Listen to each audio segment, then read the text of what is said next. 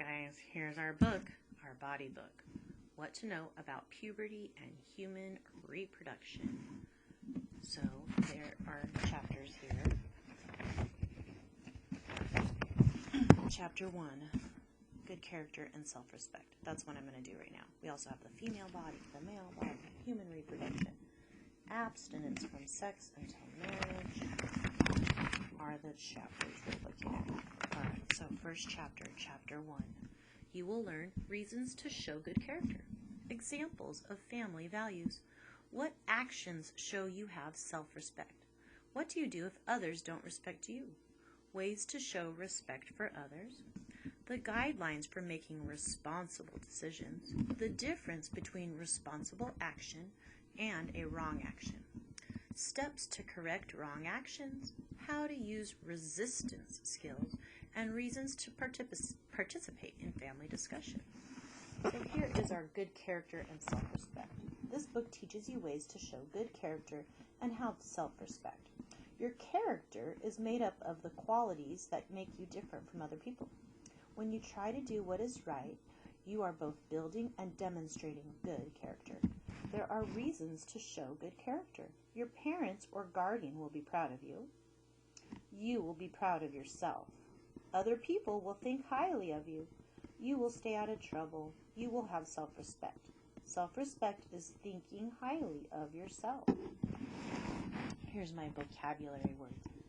Character, self-respect, family values, honesty, self-discipline, fairness, avoidance of risk, behaviors, determination, courage, citizenship, responsibility, respect, integrity, privacy, guidelines for making responsible decisions, responsible action, wrong action, punishment, peer pressure, resistance skills, family roundtable. So some of the vocabulary we'll be looking at. I should stop it and explain them as we go, but I think they're kind of explaining it for you, right? Character is the qualities that make up you, that make you different from someone else, right? There's good characters, there's bad characters. In a story, we have the character or the people in the story. Self-respect is thinking highly of yourself. Family values. Your parents or guardian, the person who watches you, if it's not your mom or dad, your guardian, teach you about family values. Family values are beliefs that guide a family's behavior. You show good character when family values guide your actions. The following 10 family values help you show good character. So here are good things for a family to work on, to have character in your family. Spending time with your family helps reinforce your family values, right? It helps you have better family values, have more family values together. To reinforce means to remind you of them, to keep making them so you keep them in mind and keep them active. Honesty is telling the truth and not misleading anyone. Suppose you find a wallet. The name of the person to whom it belongs is inside. You do not take anything out of the wallet. You return the wallet. You are honest. Right? One of the things that we say too is, if this was your wallet, what would you want someone else to do? Or would you be like, oh, they found it, finders, keepers, losers, weepers? Even if that was your feeling, you'd still be kind of sad if you lost your wallet. You'd feel so good if someone gave it back to you. Self-discipline. They're giving me the pronunciation here. If the reason it's capital is that's where I put my emphasis. Self-discipline, right? I don't say discipline or discipline. I say discipline. Is the effort you make to follow through, right? If you are self-disciplined, if you don't discipline yourself, if you discipline yourself, you kind of give yourself rules and things, right? So you have to self-discipline yourself. Suppose you are working on a school project that is due today. Your favorite television show is on. Instead of watching the show, you work on your school project. You have self-discipline. Sometimes it's hard to have self-discipline. Sometimes you have to just let yourself have a break as well, right? If you're working super hard, sometimes you have to give yourself a break. Some people don't have, they work themselves too hard. So it could go either way. Fairness is following the rules that everyone has the same. so that everyone has the same chance. Suppose you have to make up a test. You do not ask your classmates what was on the test. You are fair, right? I don't cheat on a test. I do my best, and I try my best. I try to be fair and do things right. Avoidance of risk behaviors is choosing not to participate in actions that can harm you and others. Suppose a classmate pressures you to smoke. You say no to keep your body healthy. You say no to keep others from breathing secondhand smoke. You avoid risk behaviors. Right? This is a thing. We all know smoking can hurt you. It's a common thing. People still do it, but we all know it can hurt you. It's been proven.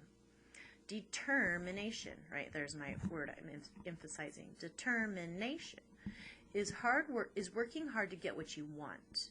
Suppose you want to buy a CD.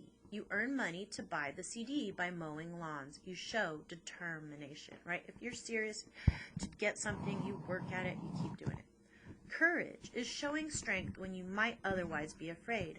Suppose you spend a week at summer camp.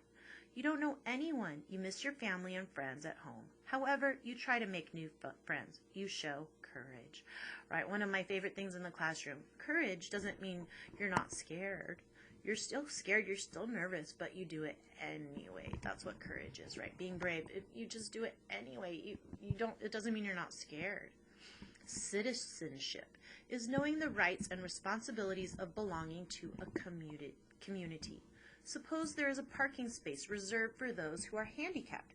You do not leave your bike in the parking space. You respect the laws of your community. You are a good citizen, right? A citizen lives in a place. So if you show citizenship, you care about the place where you live. You take care of it. You help other people in your city. Responsibility is being accountable for what you say and do. Suppose you throw a football indoors. You break a lamp. You do not blame someone else. You tell your parents or guardians that it was your fault. You show responsibility. It's very easy to be like, oh, it wasn't me, right? We show responsibility. We fess up. We say we really did it. Respect is treating others as you want to be treated. Suppose you play in a soccer game. You might disagree with the call the referee makes. You do not shout or call the referee names. You show respect. Right? I can still be angry with someone and show respect to them. Like Rosa Parks on the bus, right? She was still respectful, but she said, no, I don't think that's fair. She wasn't yelling and getting back in the face of the bus driver. Well, I don't know, I wasn't there. Integrity is acting responsibly regardless of the consequences. Suppose a peer asks you to lie so he or she won't get into trouble. You refuse to lie, even though your peer might be angry with you. You have integrity. So, right, integrity is an inner feeling where you just do what you feel is right. Self-respect. Self-respect is thinking highly of yourself. When you have self-respect, you believe you are worthwhile. You take very good care of yourself. You protect your health. You make responsible decisions. You expect other people to show respect for you. You tell your parents or guardian if someone does not show respect for you. Suppose a person does not show respect for you. This person might say mean things to you. This person might say mean things to you.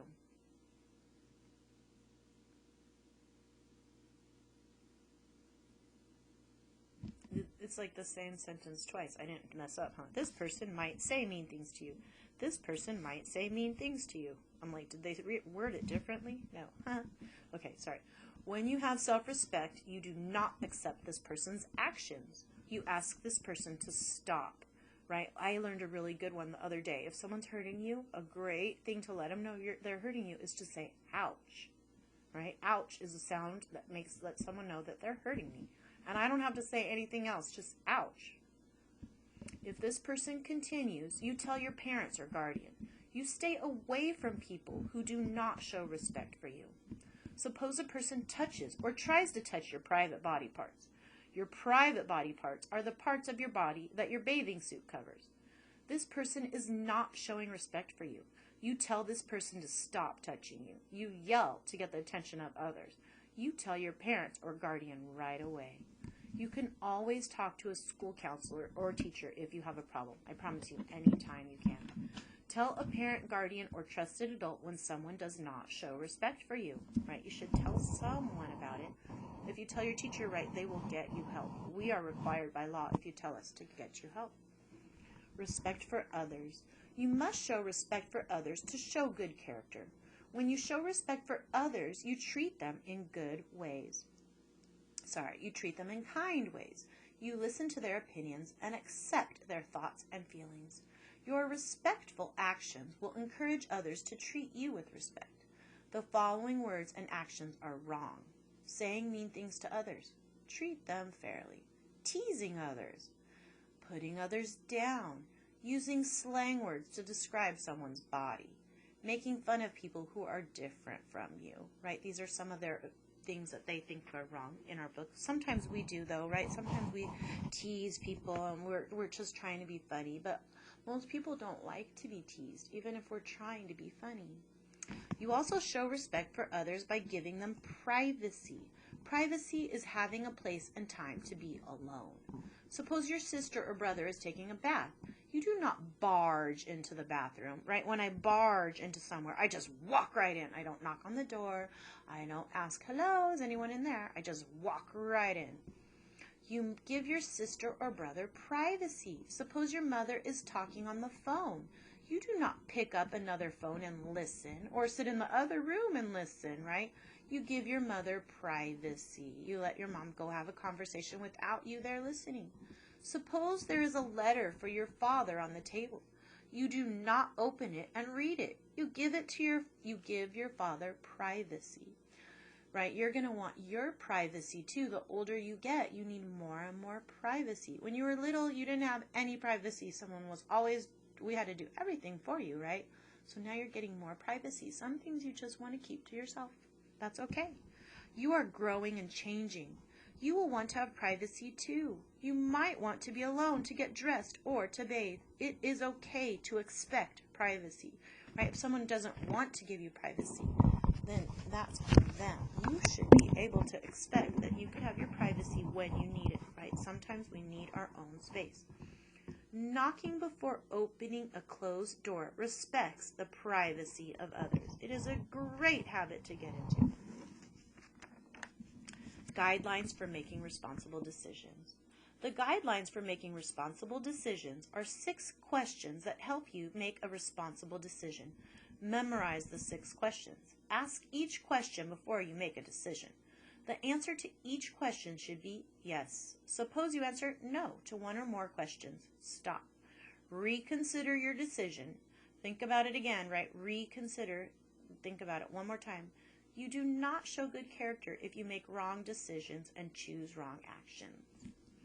So this is, I don't know if you guys noticed this, it says TM. It's trademarked, right? They take this company that made this book is trademarking this topic here, or this wording, guidelines for making responsible decisions. So here they are. You ask yourself, is it helpful to blah blah blah? Is it safe to blah, whatever it is you want to do? Do I follow rules and laws if I do whatever it is that you're going to do? Do I show respect for myself and others if whatever it is that you're going to do? Do I follow my family's guidelines if I blah? Do I show good character if I blah, blah, blah, blah, blah, right? You could ask yourself these questions when you're thinking about doing something. I'm going to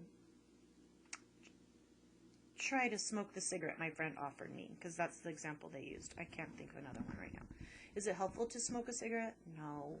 Is it safe to smoke a cigarette? Probably no, right? Do I follow rules and laws if I smoke a cigarette? No, because you're not 21 and you have to be 21 to smoke a cigarette. Do I show respect for myself and others if I smoke a cigarette? Well, it's not good for your body. Do I follow my family's guidelines if I smoke a cigarette? I don't know, right? Different families have different feelings about smoking cigarettes. But I probably would figure that most parents would be like, no, it's not good for you. Do I show good character if I smoke a cigarette? I don't think it gives someone bad character to smoke a cigarette, but if it's something that you know isn't good for you, then you're not having your best character, right? When my kids were little, their uncle smoked cigarettes, and they would be like, ah, and just give them such a hard time. He was still a good person.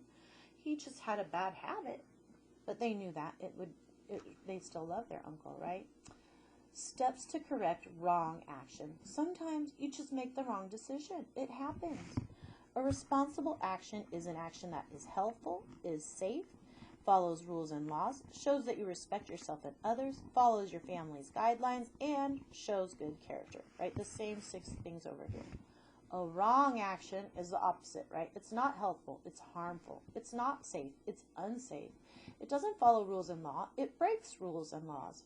It does not show that you respect yourself and others.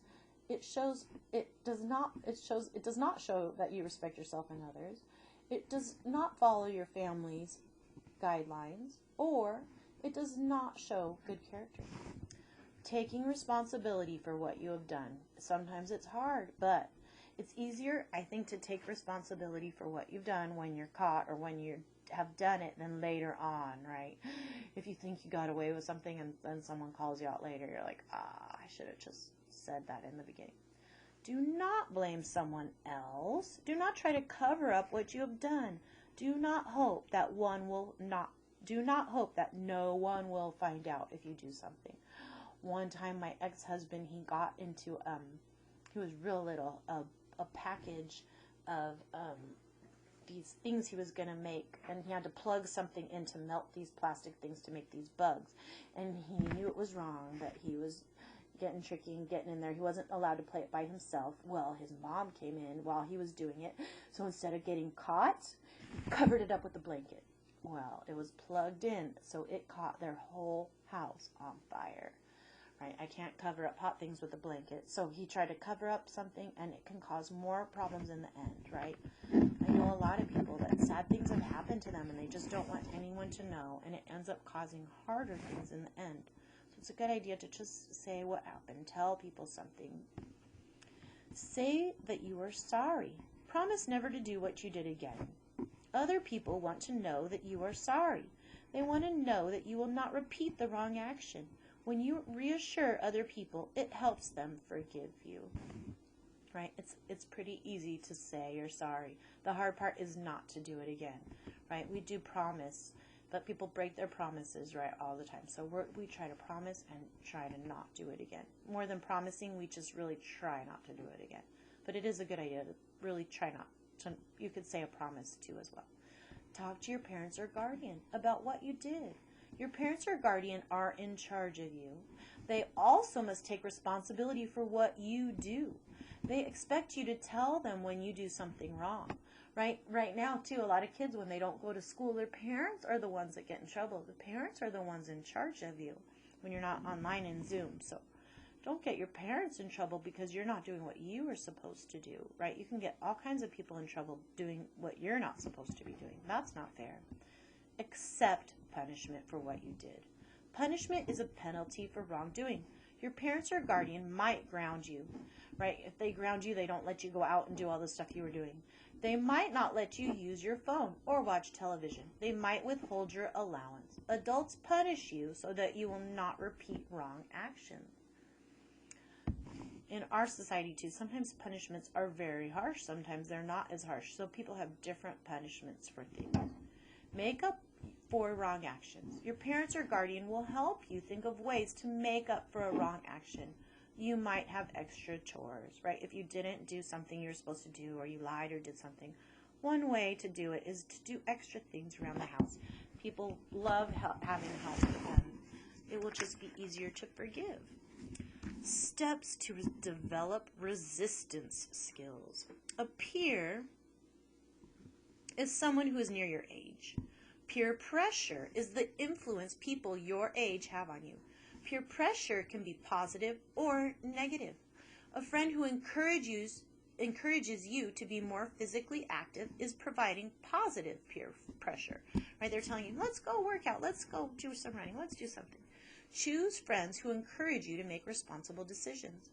Peers who are doing something wrong might pressure you to join them. This is negative peer pressure. You might tell them that you won't get caught if you do something wrong.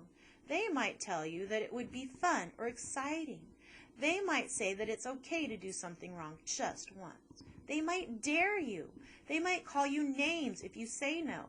Do not give in to doing something wrong. Keep your self-respect, right? You respect yourself. You respect others, but respect yourself first. Use resistance skills. Resistance skills are ways to say no to wrong actions. You have good character when you resist pressure to do something. Here are other tips for the resistance skills. Look at the person, say no in a firm voice, right? If you're like, no, I don't really want it. No, you just say no. Just say no. Give reasons for saying no. I heard somewhere you just give one reason. If they ask you the reason, then you don't just keep giving reasons because that's how they talk you into it. You just think of one reason that's a great reason and you just stick with it. If they ask you your reason, you just tell them again the same reason. You can come up with more reasons if you want to too. Match your behavior to your words, right? If they're asking you to do something or be somewhere that you don't want to do and you don't want to do it, you might have to match your behavior to your words. If you say no, you might also have to walk away and leave. Let them know. That means no. Ask an adult for help if you need it, right? They're here to help you. Here are other tips for resisting wrong actions. Keep away from situations in which people might try to talk you into wrong actions, right? You know which friends are going to try and get you in trouble. You got to kind of stay away from them sometimes.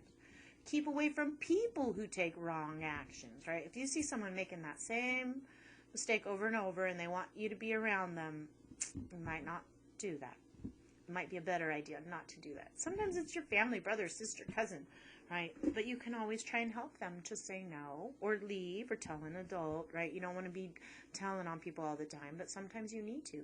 Tell an adult if someone tries to talk you into doing something wrong. Help your friends do what is right. Family Roundtable. Family Roundtable is a special time when family members meet as a group to talk. In my family with my kids, we always had it. We called it Family Mondays, Family Home Evening on Mondays. We would just do something on every Monday at 7 o'clock. So you can set a time. At this time, a family can discuss special topics, share their feelings, successes, and disappointments, and get support in making decisions. Family members can also talk about ways to show good character.